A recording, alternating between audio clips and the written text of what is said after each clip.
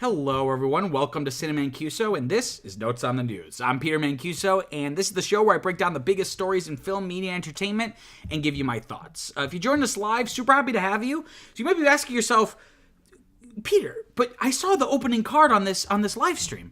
You said it streams every Monday at 6 p.m. It's Tuesday at 5:30. You'd be right. So last night I started the show and went for about 5 minutes, and then OBS just completely shit the bed. Couldn't figure out what it was. Thought I had fixed it by 6:30. Started the show again. Got about 10 minutes into it, and the same thing happened. So I'm fingers crossed. I'm hoping we can get through this show in one piece. I decided to start a little bit early, earlier than my normal 6, to see if we could just try to get through it. I got a lot of interesting stories this week. If you're joining us live, super happy to have you. Let us know where you're watching from. It's always cool to see all the places across the globe where people are. If you have any comments or questions on any of the topics I'm going to be covering, feel free to drop a comment in the live chat. I have it pulled up here on my phone. I'll do my best to keep an eye on it as we kind of move through the stories. Would love to hear people's thoughts of why they disagree with everything I'm saying. If you haven't already, please like this live stream. It really does help with the algorithm and people finding the channel. And if you haven't already, subscribe, because it's a fun place, and we're trying to build this community, and hit that bell notification, as they say, so you never miss a video or a stream. If you're watching this after the fact, still super happy to have you. By the time you're watching this, there should be time codes in the description, so you can kind of jump around to the different stories at your leisure. We stream this show usually Mondays at 6 p.m. Eastern Time. It's a lot of fun, so please, if you haven't already, please like this video, and do not forget to subscribe.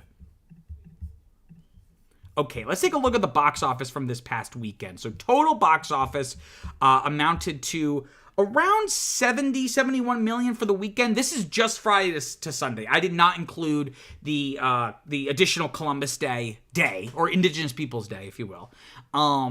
So this is just a normal 3-day weekend for your reference. It was about a 20% drop, which is not great, but also, like I've been saying a million times, I feel like a broken record. This point of the box office season, we're firmly into awards season, right? October has begun. We're halfway through the month, so we're going to be seeing a lot more films.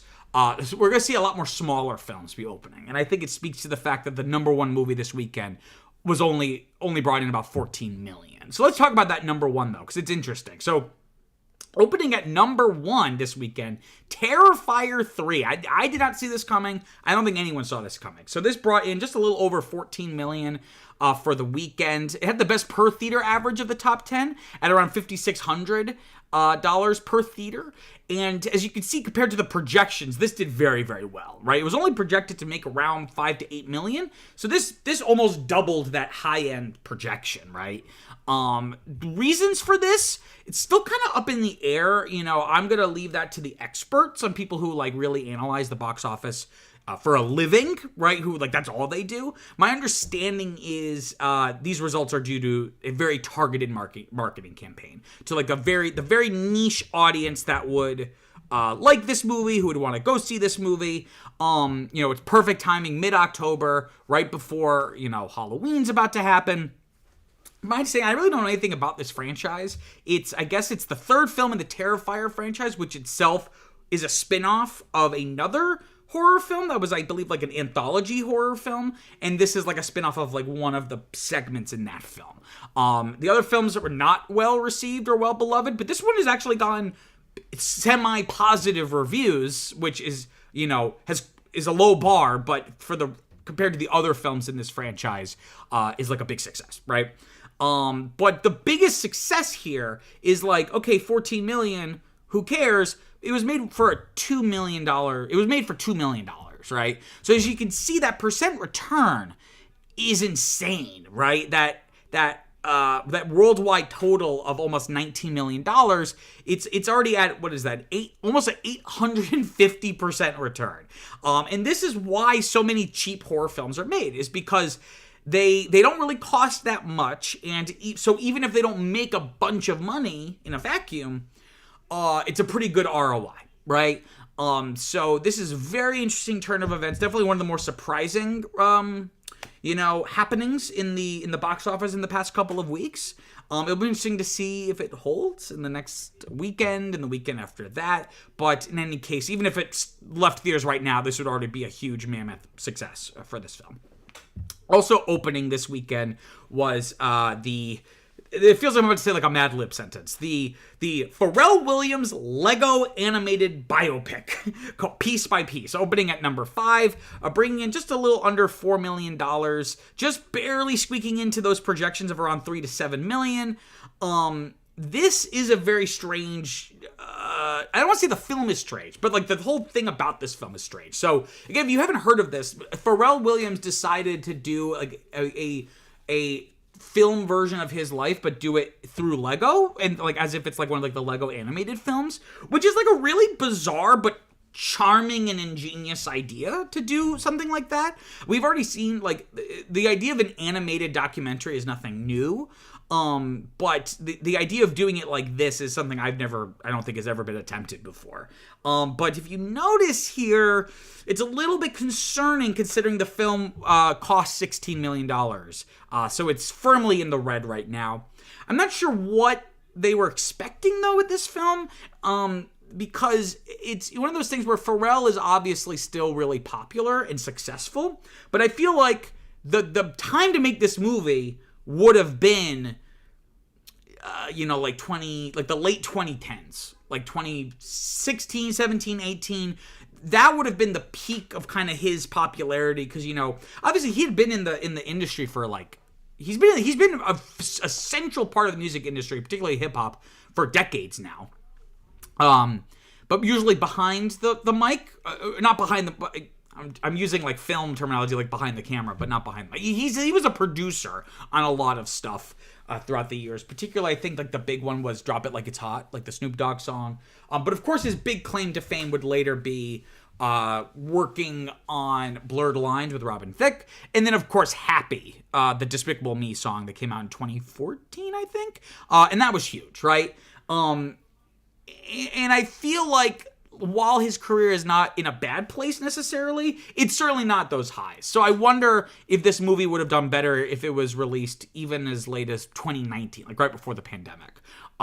Because it's just, I just don't know. Because it's something I was wondering is like, who is this movie really for, right? The diehard Pharrell fans, I don't know if they're going to be super into going to see a Lego animated film ostensibly for children.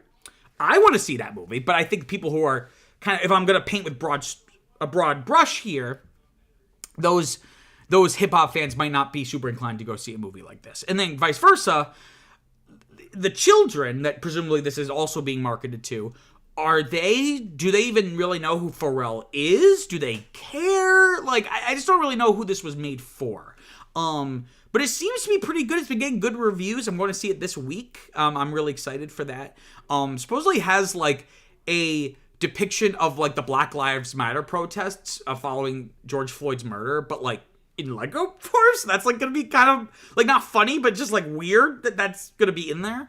And from the trailers, it looks high quality, at least in terms of the animation. Like even though it was only made for $16 million.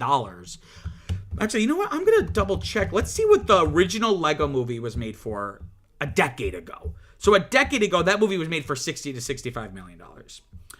I wonder where that money went to, specifically.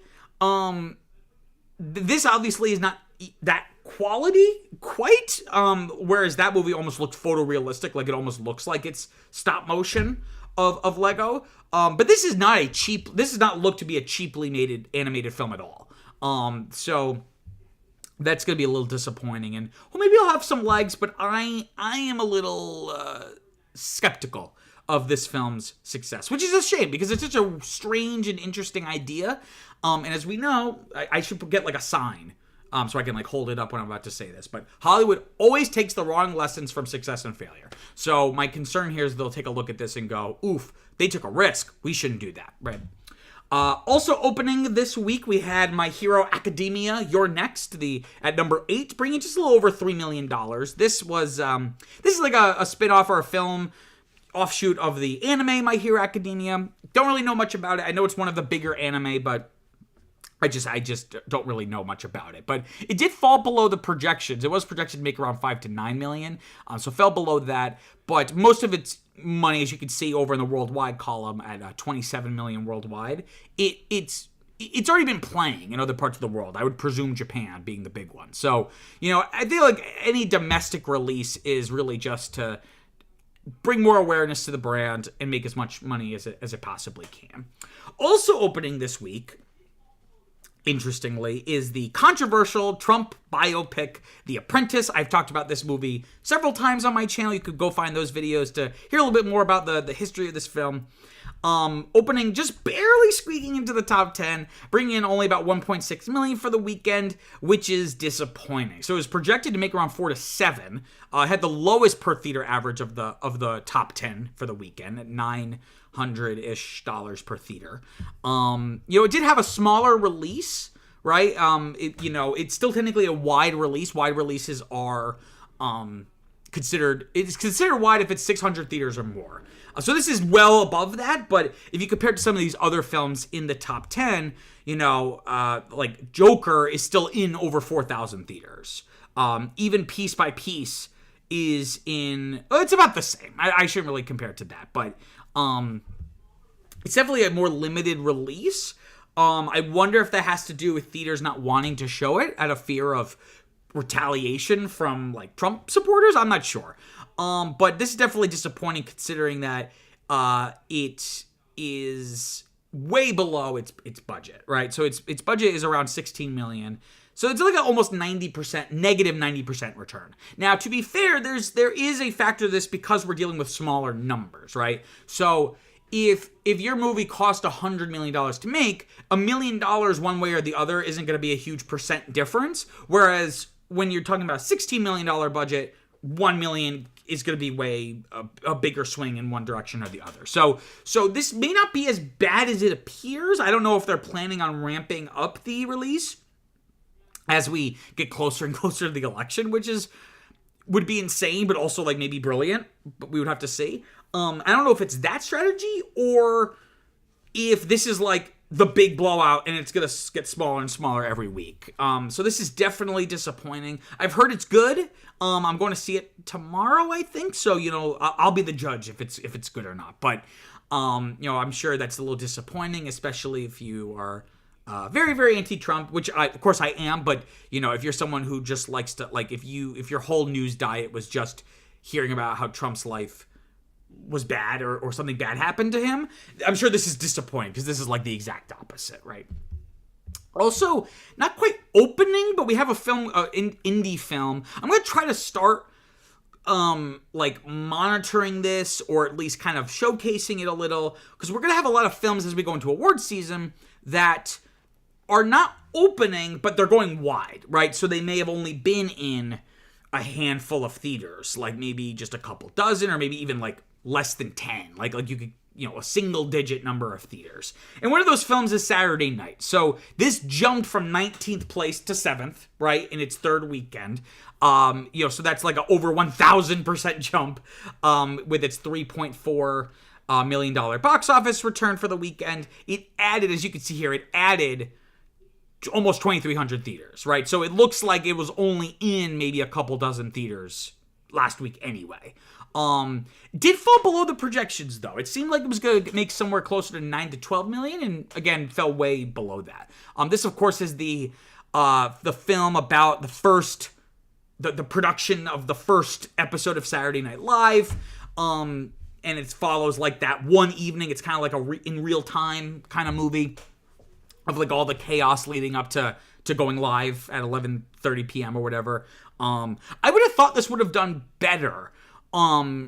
Because, SNL, while, everyone always says, oh, it's not as good as it used to be, but like every generation says that. I don't really watch it, at all, so I can't really speak to the show's current quality, but it did just enter its 50th season. So you would think that maybe, and I'm sure that's why they made this film and released this film when they did. But I'm surprised that it's not doing, better. I'm curious. I'm curious why that is. I don't know if it's the marketing, because I feel like I've seen a lot of marketing for it, but maybe the film doesn't feel as SNL-y as it needed to have that synergy. And this brings its complete total to a little over $4 million. But again, like we're seeing a lot here with these films off of a $27.5 million budget. So it still has a long way to go that, to even come close to crossing that initial threshold of matching the budget. A couple other notes here. Still in the top 5, we have The Wild Robot, holding its second place spot in its third weekend, bringing just about $14 million, so about a 25-ish% drop. This is something I've been talking about over the past couple weeks, that while not opening super big, the idea seemed to be that they wanted to have a slow and steady approach, that they wanted to, that it was going to make back its money, but just more slowly over time, which seems anathema to the modern Hollywood business practice, but luckily it seems to be semi-working out. We'll see if it holds, but it has had pretty good legs up to this point, even just in 3 weeks. As you can see over on that far right column, the percent return, it's around 91%, right? So it's crossed that initial threshold of what's the phrase? Matching the budget. But ideally, you want to double the budget to account for any marketing costs, which aren't included usually in budgetary figures for films. So it's so close. And it couldn't happen to a better film. It's I wrote a review on it. You should go check out. It's really, really great. So I hope that people keep going to see it, especially as we move into the more family animated film season, right? Like I wonder how this is gonna play. I'm trying to think of what other animated films are coming out in the next couple of weeks. And I'm going to kind of do like a quick little pull up here. Let's see what's going wide. I'm not seeing anything. I know we're having Moana for Thanksgiving. And I think that might be the next big animated film is going to be Moana too. So it'll be interesting to see. That's about 5 or 6 weeks. What can The Wild Robot do with that time? Because once Moana 2 comes out, presumably, it's going to be over for The Wild Robot. It's going to be Moana time. Though Disney has been really struggling on that Thanksgiving slot for the past couple of years. So will Moana 2 break that curse due to the brand recognition, or will it fall flat on its face like so many Disney films seem to have been doing lately? Also still in the top 5, we have Beetlejuice. Holding its third place spot in its 6th frame. So this thing's been out for a month and a half now. Brought in just a little over $7 million. Again, this has had pretty decent legs so far. Kind of holding out the best it can. Brings its domestic total to almost $300 million, right? So we're around, 276? It's worldwide, it's about $421 million. So obviously most of this money is coming from the domestic market. But considering the film was only made for like $100 million, I would say it's a pretty good success, but I wouldn't say it's a mammoth success by any stretch of the imagination, right? Also, speaking of, if Beetlejuice is a good success, Joker Folie à Deux is a mammoth failure. So Joker Folie à Deux, it only brought in about $7 million. It dropped from 1st to 4th place in its only 2nd frame. Dropped 81.4%. That's awful, and it already didn't open very well to begin with. It looks like it's on track to. What? I don't even know. I was gonna say it's on track to at least make back its budget. Right now, worldwide, it's around $165 million. Off of a $200 million budget. And it looks like most of its box office is coming from overseas, which is interesting because this doesn't really seem like a film that would have broad international appeal. But I don't know. It just seems like the reaction to this has just been so poor from critics and audiences. Usually you can maybe succeed if you have one or the other on your side. More so, you really need audiences if you want a good box office return. And it seems like this is one of the least well-received comic book adjacent movies in terms of audience reception that we've seen in a very long time. So it's interesting to see a film that, sequel to one of the most successful films of all time, falling so flat in its face. Only other note I would have here is The Nightmare Before Christmas is back in theaters, right? Every year they do a little re-release. Brought in just a little, about $2.5 million, which is fell into those projections.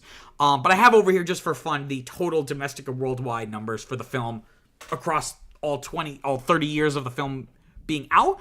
And considering it was only made for $18 million, this extra $2.5 million adds to its already pretty decent return on investment.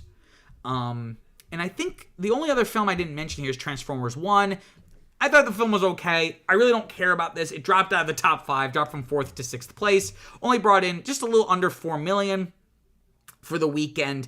But it actually finally met its budget in a sense, right? So now the question will be, could it double that budget? My guess is going to be no, but I have, as viewers of the show know, I have been wrong before. And then looking ahead to this upcoming weekend, we have Smile 2, the sequel to the not super well received, but I think it was a financial success, that horror film Smile. I admittedly have not seen it.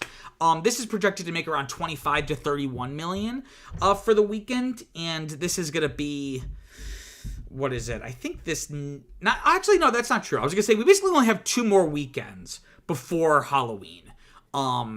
And then the next weekend after that will be November, the first weekend of November. So it'll be interesting to see, will this film be able to capitalize on the spooky season, or will it kind of fall flat? And I'm going to quickly look up the original Smile, because I'm curious to see how much that made in its opening weekend. And that came out 2 years ago, so it shouldn't be that far off in terms of inflation. So yeah, it opened around 22 million, 23 million. So this would be, on par with the original, if not a little bit better, right? So it'll be, who knows what's going to happen. This box office, this whole year has been so unpredictable.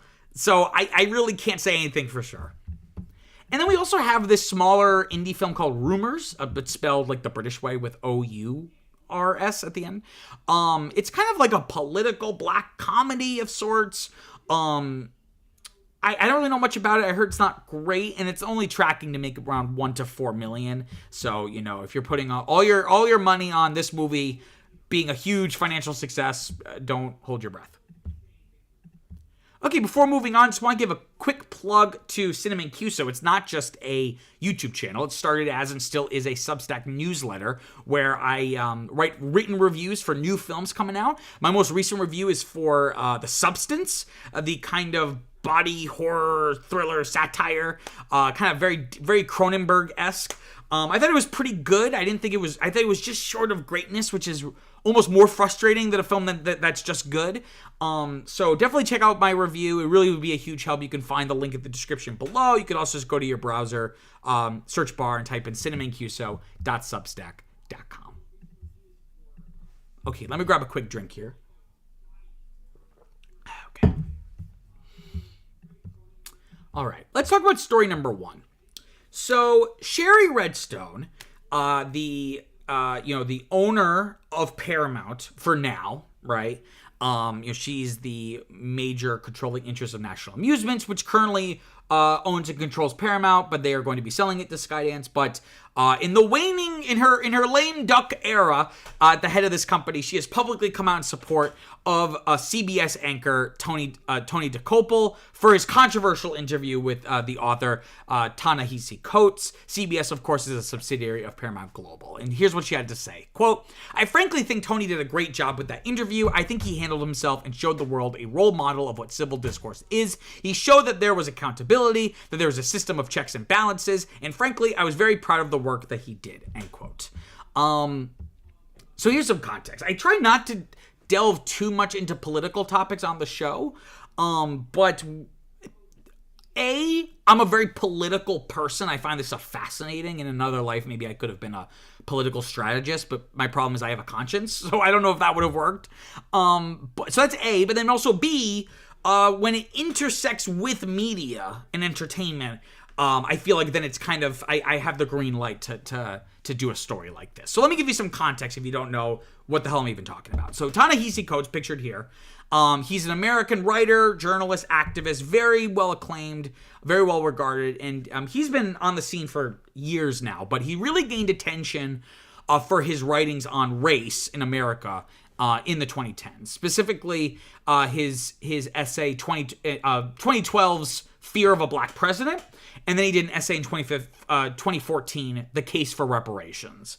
These were very controversial, polarizing articles, but they were really, I don't think you could condemn them as being superficial or clickbait. Like, they were very thoughtful exploration of these ideas.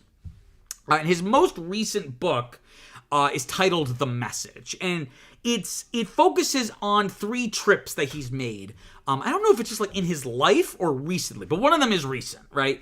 It focuses on 3 trips that he's made. One to Dakar in Senegal, one to I'm going to mispronounce it, maybe Chapin in South Carolina, and then infamously the West Bank and East Jerusalem in Palestine and Israel, right? And the latter half of the book really focuses on that last trip, right? That trip to Israel in Palestine. And he's arguing in this book, in this section of the book, he's arguing against, quote, the elevation of factual complexity over self-evident morality, end quote. So this idea of certain topics that are quote, quote, complex aren't really complex. They are just made to seem complex by the people who stand to benefit from people not paying too much attention to the issue, right? Because you kind of throw up your hands and go, oh, this is too complicated to figure out, when in fact the situation is way more simpler and the morality is way more, as he says, self-evident. A New York Magazine profile said that the book was, quote, it says, the profile by New York Magazine says the book, quote, lays forth the case that the Israeli occupation is a moral crime, one that has been all but covered up by the West, end quote. And Coates went as far as saying, quote, I don't think I ever in my life felt the glare of racism burn stranger and more intense than in Israel, end quote. So very, very provocative, right? Because of course, despite the situation perhaps not being as complex people want to make it seem, it's very controversial and it's very polarizing, especially in the United States. So as part of this book, as authors do, they go on daytime talk shows and morning shows and to discuss the book. And he had this interview on CBS, and it was CBS Mornings with 3 hosts or journalists: Gayle King, Tony DeCopel, and Nate Burleson. It's the video, if you go on YouTube, it's about, I think, like 6 or 7 minutes long. Tony DeCopel, I think it's Nate Burleson, basically reads the intro, asks Coates an initial question, and then for the majority of it, it's just Tony DeCopel. Kind of, I don't know what the right word would be, but kind of commandeering or kind of taking it hostage, so to speak, or rather, what's the word? I don't know what the word would be. Hijack. Kind of hijacks the conversation. And Gayle King, respected his, storied daytime television journalist Gayle King, only gets like one question at the very, very end.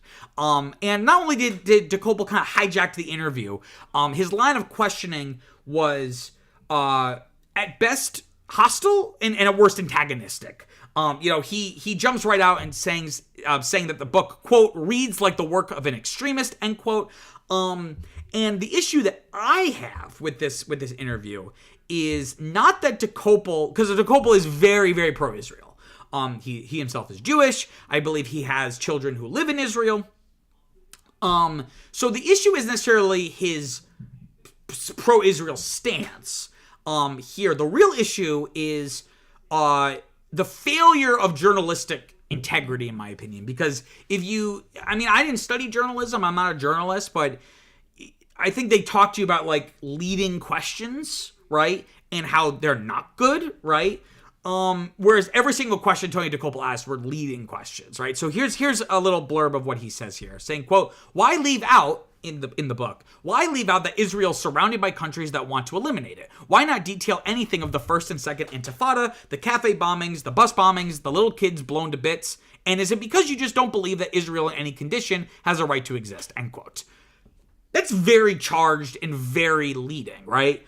And I think Coates, I believe he responds, I don't know if it's to that point specifically, but he, at some point in the interview, he even says, well, that perspective is already well represented in American media, but no one's really talking about, no one's really giving the Palestinians a voice. And you know, that's why I'm not covering those things, because the book isn't about because he's like, the book isn't a treatise on Israel's right to exist. The book is about the way race and class create for segregated societies. So the way he sees it, and I don't want to jump ahead, but the way he sees it is basically the conditions in the West Bank, in Gaza, are not that far off from apartheid South Africa or the Jim Crow segregationist South in the United States. And de Koppel, you know, isn't even really asking interesting or probing questions. It's just it's just filled with talking points, right? Again, like, Israel's surrounded by countries that want to eliminate it. What about this? What about that? And it's usually, these statements aren't untrue. Like, those things are true. And I'll say unequivocally, violence is wrong no matter who does it. There's really never a situation, save for pure self-defense, and I'm talking about like a personal self-defense, that violence is, in my opinion, ever acceptable. So, you know, bus bombings in Israel are wrong. Cafe bombings are wrong. Little kids being blown up is wrong. Those are not untrue statements.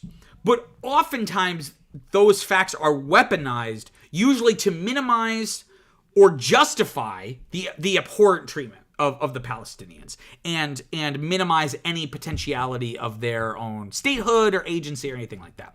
And those statements, because Coates isn't even talking about Hamas or terrorists. He's talking just about normal Palestinian people. So de Koppel bringing up terrorist attacks, it is an effort, either conscious or subconscious. I want to give de Koppel the benefit of the doubt here, but it's an effort to conflate Hamas with the Palestinian people. So when you do that, you can then treat the Palestinians writ large as if they are terrorists who just attacked you. Which also neglects the fact that Hamas and groups like it, you know, despite me disagreeing with violence as a method,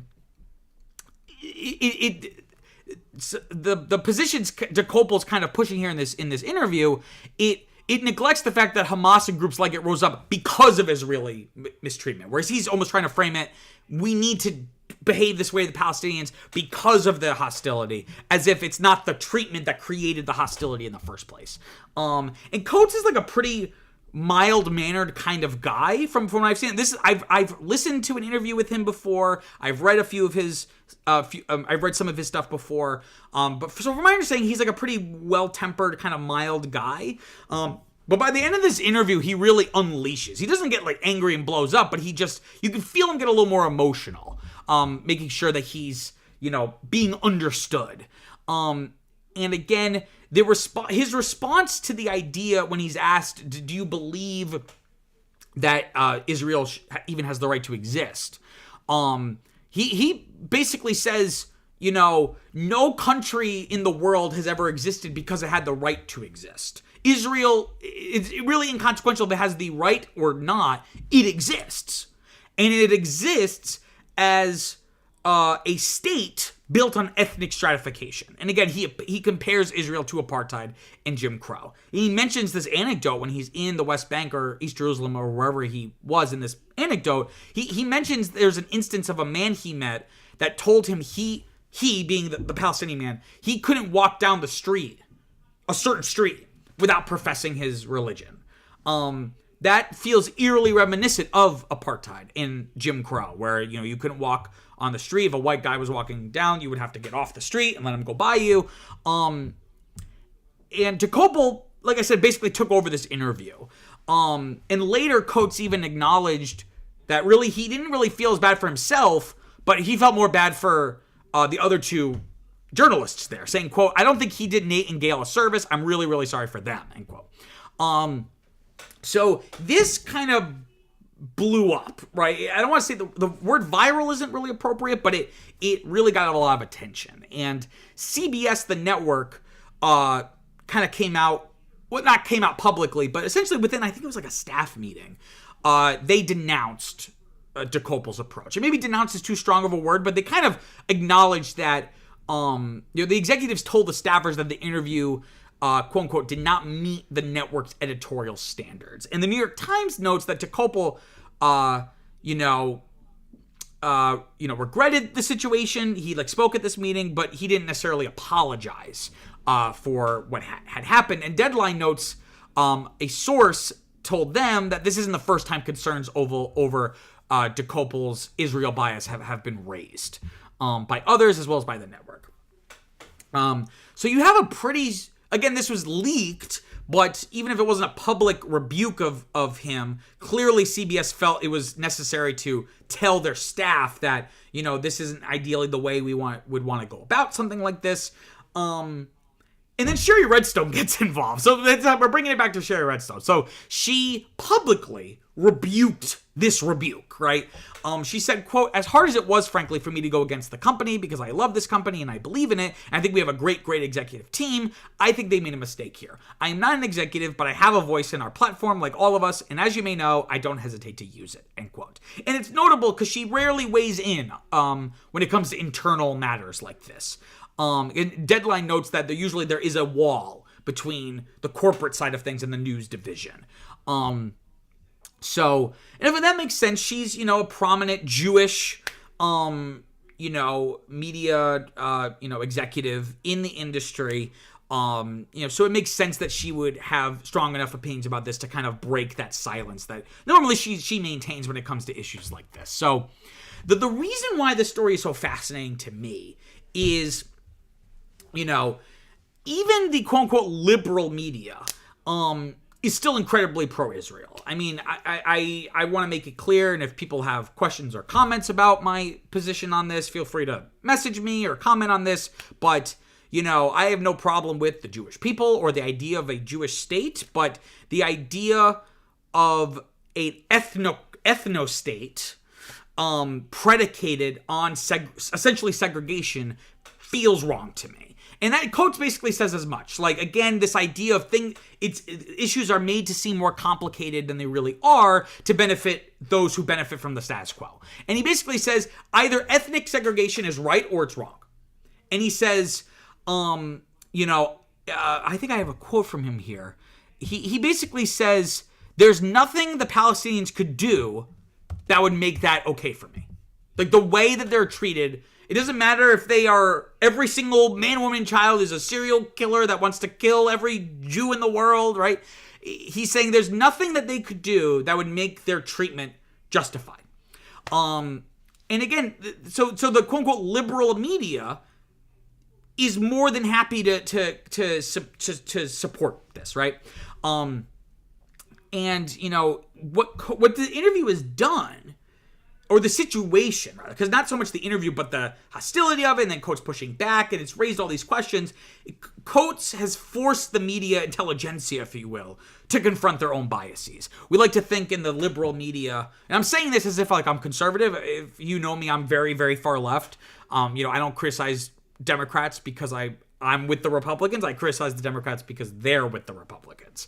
So the liberal media, especially in the post-Trump era, they have this very high and mighty kind of sanctimoniousness about how sacred their role is in terms of, the Washington Post's tagline is "Democracy dies in darkness," right? And all of that's true. But then at the same time, they will be more than happy to support a very conservative country doing very immoral things, right? And, for the media and for many quote-unquote liberals in the United States, Israeli security is non-negotiable Palestinian security is absolutely negotiable. So in this war, for example, any Palestinian tragedies are regrettable, but they're not deal breakers. So, when there's a famine, Kamala Harris will come out and say, this is awful, we need to get food into Gaza, as if it's like a natural disaster that there's nothing we can do about. So they'll pay lip service to the tragedies happening, but those tragedies won't force anyone to reconsider or reevaluate their allegiances and their biases and their positions. And de Koppel says in this interview that if you read this book, he's like, if you read this book just the way you've presented it, you'd think Israel's this awful place that shouldn't exist. And to that, I would say, well, if the facts lead you to that conclusion, because again, unless Coates is lying, this is just facts. So if the facts lead you to that conclusion, then that's the conclusion it leads you to. And it's only a problem if you've already decided consciously, or more likely subconsciously, that Israeli supremacy first is primary, and then you work out your rationalizations afterwards, right? And it just goes to show the hypocrisy of the liberal media, because they are more than happy to support the Ukrainians in their fight to push against the Russians, which I think is on the whole a pretty fair use of force, in the sense that they are literally just trying to stop invaders from taking over their country. But they will not extend the same support to Palestinian freedom fighters. We're only willing to support freedom fighters if it's geopolitically advantageous. And again, like Coates brought up, it reflects an inherent racism of the situation. This isn't, again, I'm going to paint with broad strokes, but Israel at the end of the day has a fairly large white European descended population for a country in the Middle East.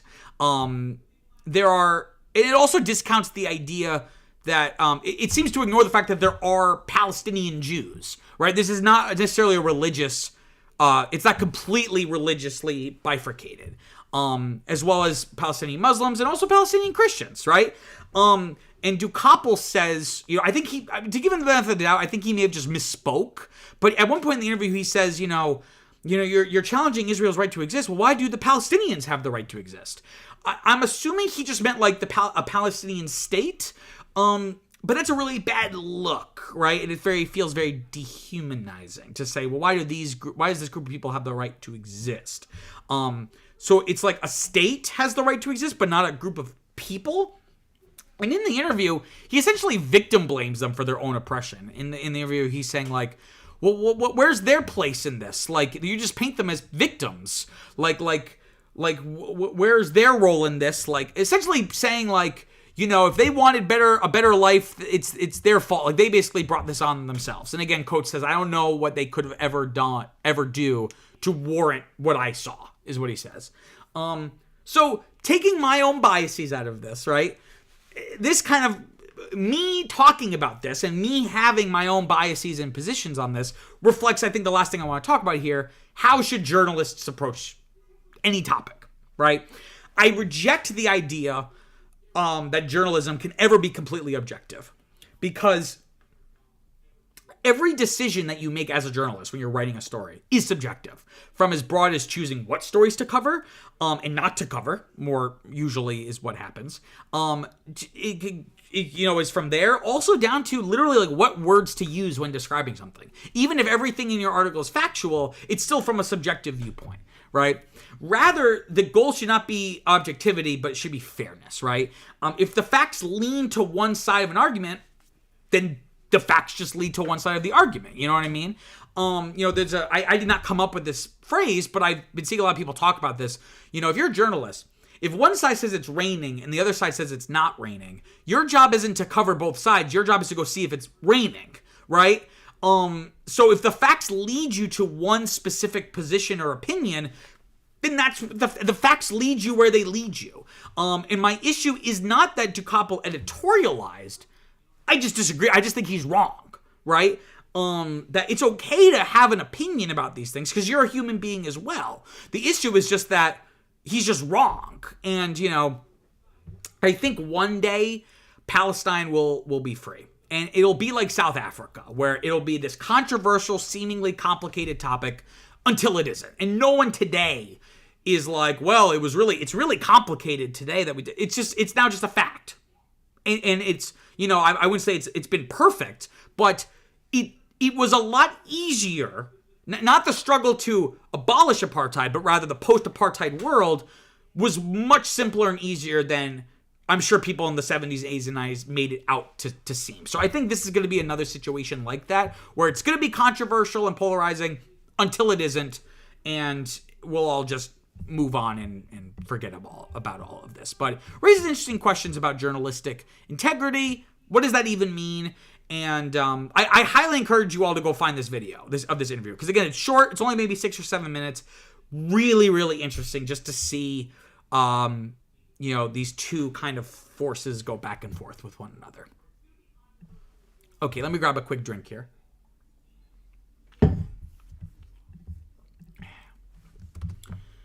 Okay. Let's talk about story number 2. So Red Dead Redemption, a completely different kind of story.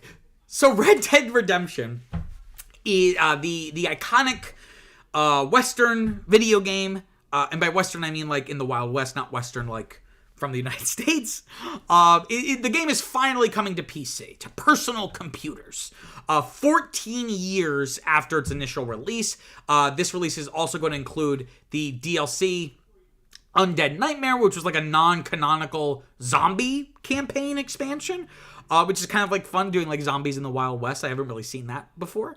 And the quote here from Rockstar is, quote, "For the first time in its storied legacy, John Marston's beloved journey can be experienced on PC in stunning new detail with both Red Dead Redemption and its iconic zombie horror companion story, Undead Nightmare, arriving to PC on October 29th.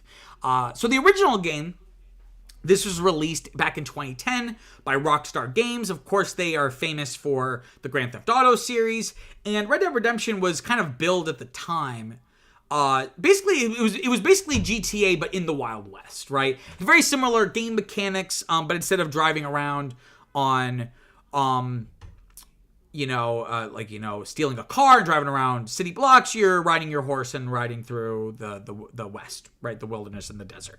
But notably, it was only released for the PlayStation 3 and the Xbox 360. So now it's finally coming to PC. There was a port to the PS4 and the Nintendo Switch recently, and the people who developed those ports, Double 11 is the name of the studio, Double 11, they're going to be developing this port, or not, they are going to be. If it's coming out in 2 weeks, they've already developed it, but so they're also developing this. And some details about the port, for those tech people in the audience, for those of you who are not technically knowledgeable, then maybe tune this out for 10 seconds. So it's going to support native 4K resolution. It's going to support ultra wide and super ultra wide monitors. So that's like when you have like the really wide monitors that kind of, it's like almost like 3 monitors that have been like put together. It's going to have HDR10 support. It'll have full keyboard and mouse functionality. There'll be upscaling technologies implemented, as well as adjustable draw distances, shadow quality settings, and more.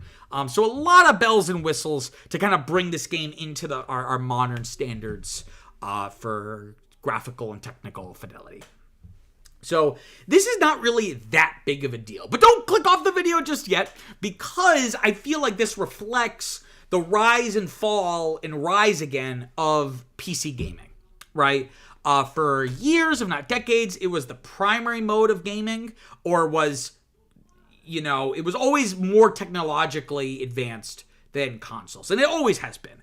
But particularly when you get into the 80s, right, you're able to have a lot more complex games on personal computers than you are on home consoles.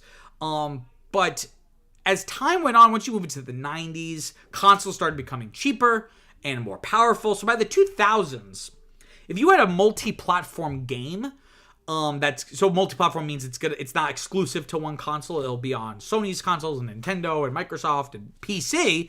By the 2000s, a lot of multi-platform games started foregoing a PC release.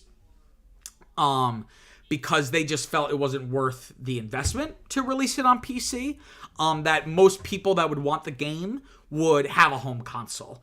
And it was, and these consoles were now canvases that developers could use to fulfill their dreams in ways that they couldn't have done a decade earlier.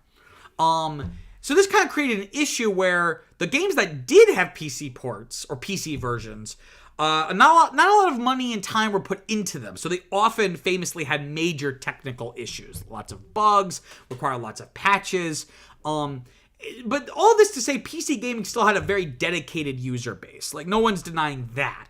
But most of these users in the 2000s, maybe early 2010s, were tech enthusiasts who had the time and money to build their own custom gaming PCs. Because the benefit of a gaming PC is, or maybe I should say, the drawback of a console is when you buy it and it's new, like it's a new console that just came out, it's going to be like state-of-the-art, high-quality, tech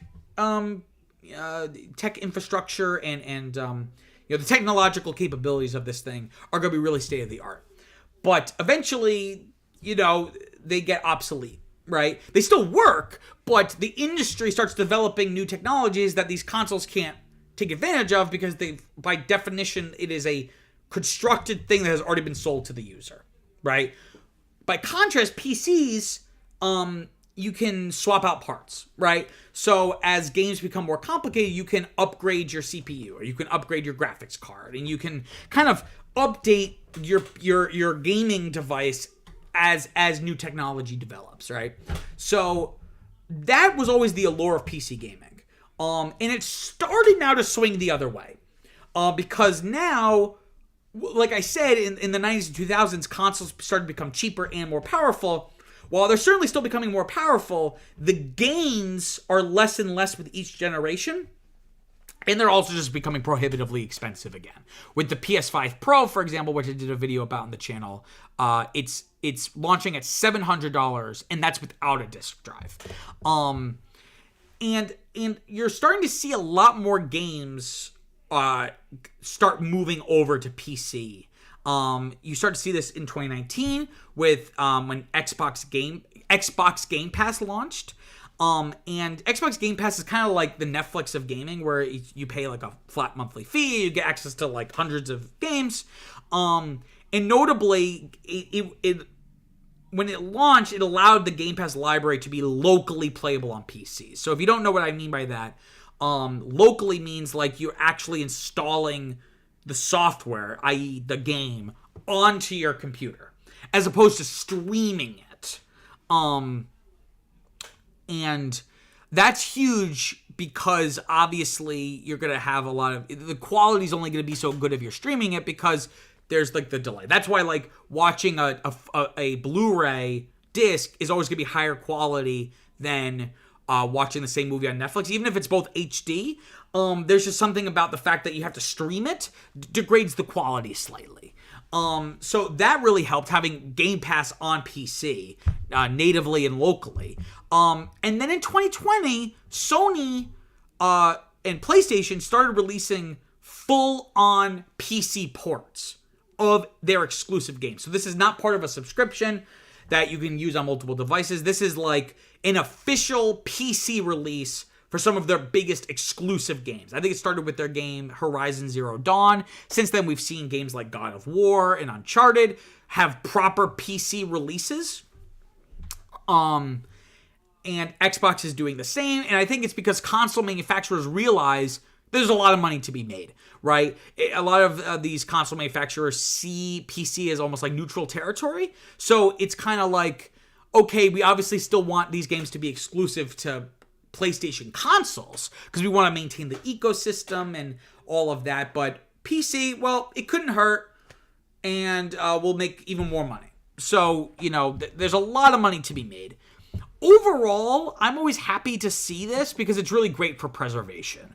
Games have the unique quality as a form of media. Unlike books or movies or songs even, games are designed for certain hardware. So whereas, you could buy a DVD player from 20 years ago or a DVD player from today, they're both going to play DVDs. Whereas a game, if it's only playable on the PS3 and the PS4 is not backwards compatible, you're shit out of luck, right? So a lot of games have the issue of being locked to older hardware. And it's hard also because the video game companies are not great about preserving its history. It's hard to find some older games, if you can find them at all. And this is the reason emulation is so popular. Notably, emulation is used on computers, right? And the benefit of that is, you can change the settings of the game to fit more modern technical capabilities. Even if you're not adding mods or new textures to games, just being able to pull up Dolphin, which is like the GameCube emulator, and set the resolution really high. I mean, you're still going to have mid-2000s blocky texture and graphics, but they'll all be really sharp. Like the resolution will be really good, or the frame rate will be higher. So you're able to kind of adjust those settings. And being re-released is always great for the reasons I explained, so it's more accessible to more modern audiences. But a modern PC release is always best because again, you can make those, because unlike console versions of games, PC has always supported the ability to play around with the settings depending on your hardware. Modern console games are starting to get into that because it's like, well, do you want better resolution or do you want better frame rate or so that's starting to be introduced, but that's always been a thing with PC. But the thing about PC is, again, now that it's on PC, it can constantly be updated and patched to take advantage of advanced hardware. It doesn't require a re-release, right? Whereas if they had just done these ports for PS4 and Switch for Red Dead Redemption, that would be fine until it gets locked to those consoles, and then you would need to do another re-release. So when it's on PC, that means that from now on, unless something catastrophic happens, it's basically now future-proofed, and it can always be updated and patched. So hopefully, more older games get PC ports, especially games that did not get PC ports in this era or had ports, but they were really, really bad ports. Because I think that'll just be better for game preservation in the long run. Okay, let me grab a quick drink here. Okay. Let's talk about story number 3. So, Orlando theme parks, like Walt Disney World, of course, and Universal Studios Orlando, this last week faced temporary closures due to Hurricane Milton. Disney said that it would begin closing the park in phases starting last Wednesday at 1 p.m., with everything then being closed on the Thursday after the next day. Disney said, quote, "We continue to closely monitor the path of Hurricane Milton. Please know these adjustments have been made in order to leave plenty of time for our guests and cast members is their word for employees, to return to their resort, hotels, or homes safely hours before higher winds are expected to reach Central Florida," end quote. Similarly, Universal said it would cease operations on Wednesday at 2 p.m., so we're going to stay an extra hour on Disney. And then they stayed closed all on Thursday. SeaWorld, which is also in the area, also announced its closure for all day Wednesday and Thursday. And on top of that, there was an evening curfew that was announced for hotel guests at Disney World from Wednesday night into Thursday morning. And depending on what county the hotel was, some guests weren't even allowed to leave their rooms until Thursday morning. But despite all of that, everything reopened on Friday, and they began the process of getting everything, I guess, cleaned up, right? So let's take a step back. Why are there so many theme parks in Orlando? Well, it really began with Disney, right? Back in the 60s when the Walt Disney was still alive. He began exploring land for a planned community, as well as like an East Coast theme park, kind of a sister park to Disneyland in California. And Florida ended up proving to be very well suited due to its consistent warm weather. And Orlando specifically had lots of cheap land. So they were able to buy up all of this land using like shell companies, so no one knew it was Disney buying it. And then, of course, Disney World opened in the 70s. It has opened several, parks in the decades since there. And other parks, non-Disney parks like Universal and SeaWorld, have opened over the decades in Orlando to capitalize on the proximity to Disney, as well as all the good weather, right? That was the reason for Disney going there in the first place, right? So you have all of these major moneymakers for these companies, especially like Universal and Disney, are not just companies in of themselves. They are parts of a larger media conglomerate. So these are huge moneymakers. So these closures are not insignificant, and it's somewhat unprecedented. Variety notes that Disney World has only suspended operations a handful of times in its 50 years of operation. Most of them have been due to recent hurricanes. Of course, it closed briefly during the pandemic, and also briefly on 9/11. Funny enough, they closed early that day due to concerns that perhaps it could be a target, right? This huge... I mean, that would be pretty easy to, aim for if you're flying one of these planes. It's a big landmark, right? So it's all, like I said, it's only had closures a handful of times. But climate change is really throwing a wrench into this, right? So climate change has made this area of the country much more dangerous than it was back in the 1960s. Of course, hurricanes were still a thing, but it's just gotten way worse. So there's a bunch of different vectors that are all increasing, and it's creating lots of problems, and then those problems intersect and create third other problems, and it's just getting really complicated. So, a couple of those things, there's, rising global temperatures, that heats up the water, which hot water fuels hurricanes, number one. Warmer air can hold more rain, which then makes for more rainfall. Due to climate change, storms move slower, so it makes the duration of the storm and the damage longer. Rising sea levels make for stronger storm surges, and it's roughly the same number of hurricanes every year, but they're much more likely to be Category 3, 4, or even 5 storms. So it's the same amount of storms, but they're just longer and stronger. So the situations like these are huge money losers for companies like Disney, right? Specifically for Disney, October is a very busy time for the park, with Mickey's Not So Scary Halloween Party, which basically just, I don't think it's one day. I think it's a whole period. Basically, I think from mid-September to Halloween, where it's kind of, the whole park is kind of almost like Halloweenish or autumnally themed. So we have a lot of people coming in for that. It was obviously canceled for those 2 days. They waived hotel cancellation and change fees, obviously for people who had to cancel their plans because of the storm. And the website WDW for Walt Disney World, WDW News Today, it's like an online Disney World kind of blog publication. They note that Goldman Sachs analysts estimate that this storm may cost Disney anywhere from $150 to $200 million, just from being closed for a day and a half. I don't know how much of that is lost revenue, like money that they're just not going to get, and how much of that is cleaning up any damage that there might be. I'm not sure. But in any case, that's a lot of money. Similarly, Hurricane Irma back in 2017 cost the company roughly $100 million, right? And these parks are in danger, right? I think I'll just be blunt with it. I think the proximity to the coast is becoming less and less important, right? Orlando's not on the beach by any means, right? But that's going to become less and less important when you have stronger and longer storms. So take a look at the hurricane right before Hurricane Milton, Hurricane Helen. What was it? The town in North Carolina, Asheville, got destroyed. Despite being almost 300 miles from the coast, it's like a 5-hour drive.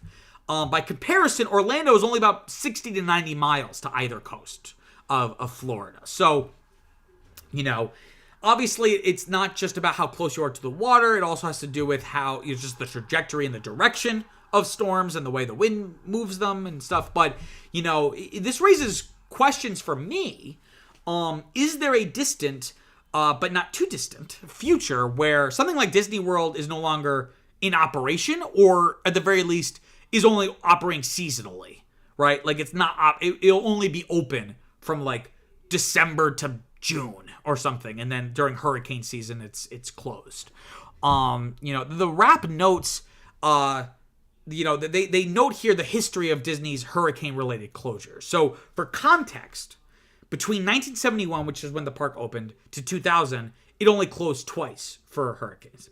Since 2004, they've closed 10 times for hurricanes. So they have closed 5 times as many times in 20 years than they did over the initial 30-year period. So, it's only going to get worse and worse and worse. But let's just take a step back, though, because ultimately, while that would be really bad, most importantly, this climate change is going to be affecting people, right? People are in danger. And many people during this situation with these closures complained online that Disney was putting its cast members in danger by not closing earlier, right? Because, it's not just, okay, we're going to close the park now because now it's starting to get bad. Like, people need to get home, not only get home, but they need to prepare. And if you don't have time to prepare because you're at work, like, you might just have enough time to get home.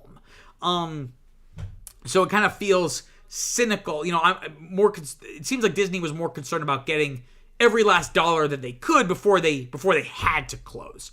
And it seemed like that half day that it was open on the Wednesday, it seemed like the park was basically a ghost town anyway. So why stay open?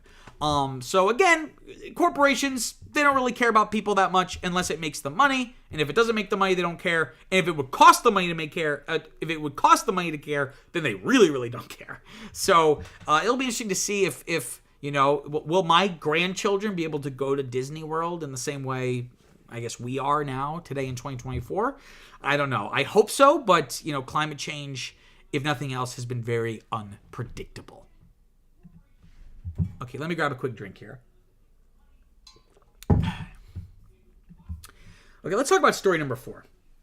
So, Kanye West is being accused of drugging and sexually assaulting his former assistant at a party hosted by Sean Combs, a.k.a. Puff Daddy, a.k.a. P. Diddy, a.k.a. Diddy. Notably, this lawsuit is not actually accusing Combs of anything specific in this specific instance, but it is of note that this is Diddy adjacent. So this was actually part of an existing lawsuit from Lauren Pashota, pictured here, who was Kanye's personal assistant from 2021 to 2022. And I remember reading about this. This was back over the summer. She's accusing West of non-consensually sending her sexual texts and videos. And I have a example text here that's very explicit. So if you have any children watching, you might want to have them leave the room. But I got to read this because it's hilarious. Here we go. Quote, "See, my problem is I be wanting to fuck, but then after I fuck, I want a girl to tell me how hard they've been fucked while I'm fucking them. Then I want her to cheat on me." And another example is he allegedly wrote her, quote, "Is my dick racist? I'm going to stare at pictures of white women with black asses and beat the shit out of my racist dick," end quote. What? This is just like absurd things that you would say to another human being. So Pashota filed the lawsuit back in June of this year. I remember reading about when it happened, suing him for sexual harassment, breach of contract, and wrongful termination. She's also is suing him and his companies for fraud, unpaid wages, and intentional infliction of emotional distress. And per The Independent, here are some of the more specific accusations here. Badgering her for sex, forcing himself on top of her while he was naked in a hotel room, locking her in a private jet's bathroom while he masturbated, offering her as a sexual gift for one of his associates, gift quote unquote. So, like sex trafficking perhaps. And also he forced her to cancel her OnlyFans page so that she would be completely dependent on her salary with him. As you can see from the picture here, it tracks that she was an OnlyFans model. She's obviously very, very beautiful. And that's probably, made. I mean, the thing though about people like Kanye West in these situations, you don't even have to be like a bombshell. Like people like this, people that are like this don't do this always just because like the woman is hot, right? It's often about power. So that's irrelevant. But I did have fun looking through the photos to pick which photo am I going to use for this story. So that was the original lawsuit. It had nothing to do with assault. The lawsuit is now being amended. And so here's the details of the assault. So this actually happened years ago, before she worked for him as his assistant. They met at a Santa Monica music studio where they were partying with Diddy. And allegedly, Kanye told guests, they brought a bunch of drinks, and West said, you either had to drink or leave. And according to the filing, Pashota drank the drink as she was instructed, and, quote, after a few small sips of the beverage, poured in the direction of Kanye West, aka Ye, by a studio assistant, and then served to her by Kanye West, plaintiff suddenly started to feel disoriented, end quote. And basically, she doesn't remember anything that happened after that, and then she remembers waking up the next day. And then after he fired her as his assistant years later, he reportedly confessed that they had hooked up that night. So West was complaining that Kim Kardashian, his wife, thought that he and Pashota had hooked up, and Pashota wanted to clear things up with Kim because she was like, we've never hooked up. And West then admitted that, quote, we did kind of hook up a little one time, end quote, referring to the Santa Monica party. He's also accused of sexually assault in an unrelated allegation. He's also accused of sexually assaulting Nikki Heaton, who's a singer-songwriter, who I think has also worked with Pashota, and she claims she saw West sexually assaulting Pashota. So there's at least another witness here. So this is just another in the string of Kanye West controversies and scandals, right? He's been at the center of many controversies before. Initially, he was impulsive, but it was almost kind of endearing, right? So, of course, the Hurricane Katrina remarks when he was on TV during, like, a fundraising telethon with Mike Myers, and Mike Myers finished saying what he was saying, and then Kanye West went off script saying George Bush doesn't care about black people, which obviously was very controversial. Of course, the famous VMAs moment where Taylor Swift won for Best Music Video, and he rushed the stage, took the mic, and was like, Beyonce had the best music video of all time, whatever. So those were impulsive and clearly showed that there was some mental illness perhaps present. I think he's since, come out as being bipolar, and that impulsivity that lines up. But then things started to get more problematic, right? So recent years, he's really become, famously has become almost racist to black people and anti-Semitic, going on what's the show? Not Daily Wire, with Alex Jones. InfoWars, wearing like White Lives Matter t-shirts, kind of delving into really weird conspiracy theories and racist rabbit holes. But then also more recently sexual harassment, right? So Rolling Stone reported that even back in November of 2022,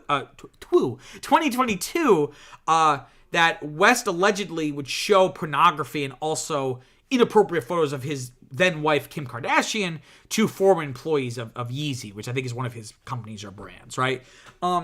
So he has always been a controversial figure. The reason why this is all happening now is because of the Diddy fallout. And again, I did a whole story about Diddy that you should go watch on the channel, about how it seems like this is not going to just end with Diddy. That there's going to be a lot of people coming out of the woodwork, making accusations related to all of this. Notably, West's biggest scandals, like not just being impulsive, but like these more problematic criminal things, all happened after the immediate Me Too moment, right? Because he was still a pretty big deal in 2017. And despite the huge wave of confidence in women, confidence women felt to come out against their powerful, abusers, there was probably still a fear of speaking out. And I had always found it surprising that nothing about him had come out of that, even since, right? And like I had said about the Diddy thing, this could be the first of many high-profile figures named in lawsuits related to Diddy's very infamous parties. I don't think this counted as a freak-off, which I guess were his like big days-long orgies. It's definitely lines up with the behavior we've seen exhibited by Diddy in all these lawsuits. So, it'd be interesting to see if this goes to like a criminal trial, because he did ultimately sexually assault her. Okay, let me grab a quick drink here.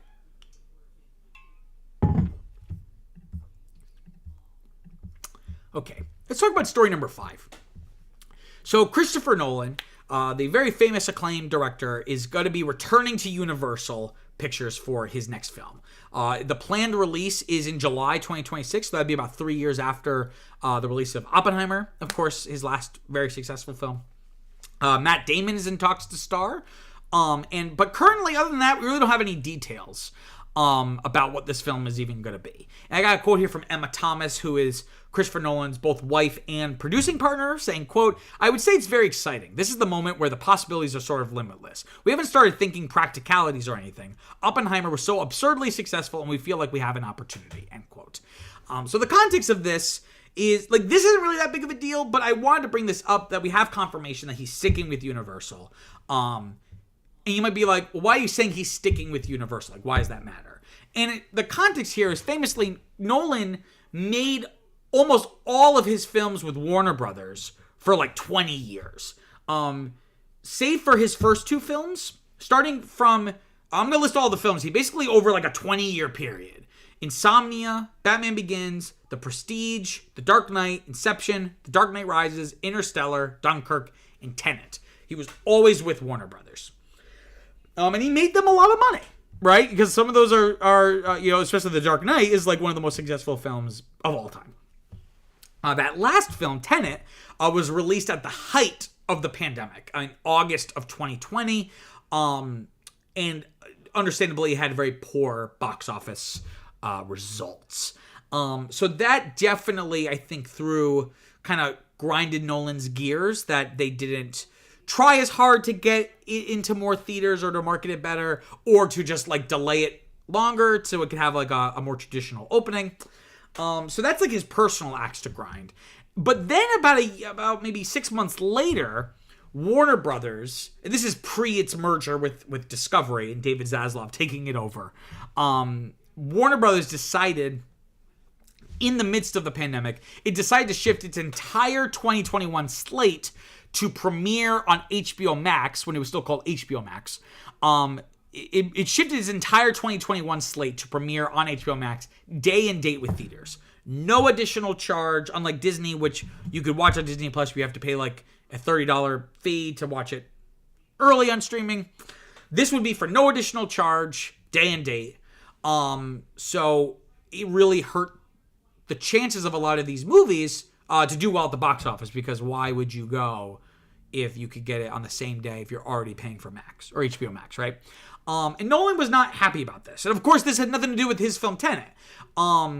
His film had already come out, but he was purely on principle was very upset about this. And he went as far to publicly say, quote, "Some of our industry's biggest filmmakers and most important movie stars went to bed the night before thinking they were working for the greatest movie studio and woke up to find out they were working for the worst streaming service," end quote. Which I don't know is fair. Max is definitely one of the better ones, just in terms of the wealth of content. But I understand his point. That, he's super into the theatrical experience. So for him, that he saw this as degrading or devaluing that experience and those films.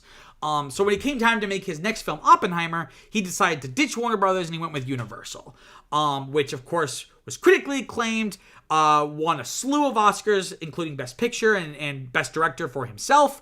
And it's also his third most successful film after The Dark Knight and The Dark Knight Rises. And IGN notes that it's the highest grossing biopic of all time.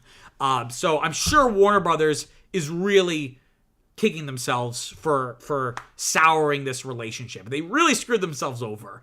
Not just because of this one film success, but again, he has made them consistently great box office returns for decades now. Nolan, in my opinion, he's one of the best directors living today. And even if you don't like him or his movies, you gotta admit the guy, he's the only living director that can make a biopic, a 3-hour dialogue-heavy biopic, into a big event film worthy of the biggest screen possible. Like it's an Avengers movie, right? Now, would Christopher Nolan return to Warner Brothers? Maybe down the line, but I don't think anytime soon. Because if anything, Warner Brothers is even more hostile to filmmakers now with its new management and David Zaslav, as the CEO, hostile to the creative process and canceling films, completed films left and right just for tax write-offs. IGN notes that the studio has expressed interest in trying to have Nolan back, but I think if he was willing to walk away over the initial kind of disagreement, I doubt he would be super into returning to a studio that could decide, we want to cancel your film. We'll make more money with the tax return than releasing your film. Okay, so that wraps up the show. Just want to give a few quick plugs here. This isn't my only YouTube channel. I have a sister channel, Peter Squared, where I cover topics related to film, media, entertainment, in a more written video essay format. The video I have up right now is called A Closer Look at Frozen, where, you guessed it, I take a closer look at the Disney film Frozen, taking a look at what went right, what went wrong, everything in between, using these cartoon versions of myself, this older and younger version of myself. It would really be a huge help if you go check that out. Comment on that video, let me know why you disagree with everything I'm saying. You can find the link to that channel in the description down below. Also want to give a plug to the podcast I do with my fiance Viviana called Now That's What I Call a Franchise, where we pick a film franchise and we go through every single installment, the good, the bad, and the ugly. This season we're doing Star Wars, which is so much fun. We just released our episode on the 2008 CGI Star Wars The Clone Wars film, which was a lot of fun to talk about. This upcoming Friday, we're going to be releasing our episode on the two-part Star Wars Rebels pilot, Star Wars Rebels Spark of Rebellion. So I really recommend checking that out. It really would be a huge help to us. You can find us wherever you get your podcasts. You can also just find us on YouTube if that's your preferred way to podcast. You can also just find us in the link down in the description below. And then finally, I want to give another plug to Cinnamon Q. So it's not just a YouTube channel. It started as and still is a Substack newsletter where I write more formal written reviews for new movies coming out. I've been doing it for about almost 3 years now. I have like over 100 reviews. It's been a lot of fun. It really would be a huge help if you go check that out. Follow the newsletter so you can get those directly to your email inbox. You can find the link to that in the description down below. You can also just go to your search bar here, type in cinnamoncuso.substack.com. Thank you again so much for watching. If you haven't already, please like this live stream. It really, really helps with people finding the show. And if you haven't already, subscribe, because we want to try to grow this channel, grow the community, grow the, dare I say, family, the Cinnamon Cuso family. But in